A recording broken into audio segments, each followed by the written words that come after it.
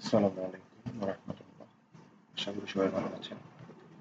সবাইকে স্বাগত জানিয়ে শুরু করছি ভিডিওটি। আজকে আমরা মূলত 18তম নিবন্ধন কাঠামো শূন্যপদ বিষয় ব্যবসায় শিক্ষা স্কুল পর্যায়ে নিয়ে আলোচনা করব। প্রথমেই বলতে হয় কাঠামো কয়েকটি বিষয়ের উপর নির্ভরশীল। প্রথম যে বিষয়টি বিগত গণবিজ্ঞপ্তিতে কতগুলো পদ শূন্য পদ ছিল, এগুলো আসলে এই বিষয়টি আসলে খুবই গুরুত্বপূর্ণ। এর সাথে আগামীতে যে গণবিজ্ঞপ্তি আসবে তার জন্য স্কুল কলেজগুলোতে কেমন শিক্ষক সংখ্যা ঘাটতি রয়েছে সেটার উপর।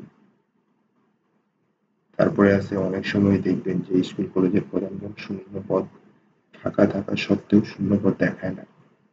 সেই হিসেবে শূন্য পদ কম হয় এবং কাটমার্ক বেশি হয়।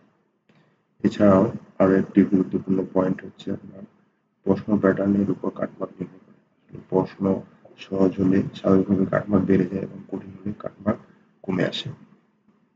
মোট পরীক্ষার্থী কতজন সে বিষয়ের উপরও কাটমার্ক নির্ভর করে।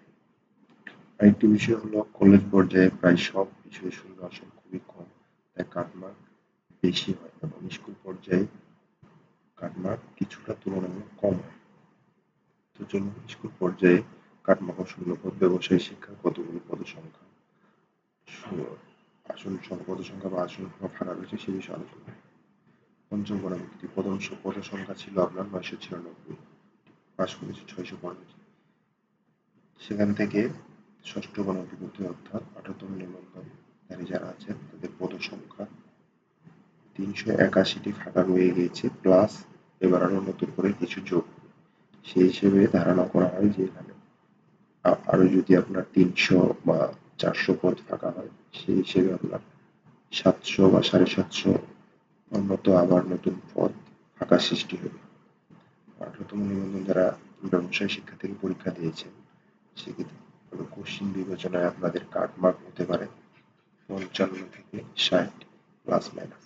60 হলে আপনারা মোটামুটি সেফ জোনে থাকবেন এবং আপনারা ভাইবার জন্য। আর যারা মনে করেন যে আপনারা 55 থেকে 60 পাবেন, তারা এখন থেকে চাইলে ভাইবার প্রিপারেশন শুরু করে দিতে পারে। এই ছিল আজকের বিষয়। আশা করি আপনাদের ভিডিওটি ভালো লেগেছে।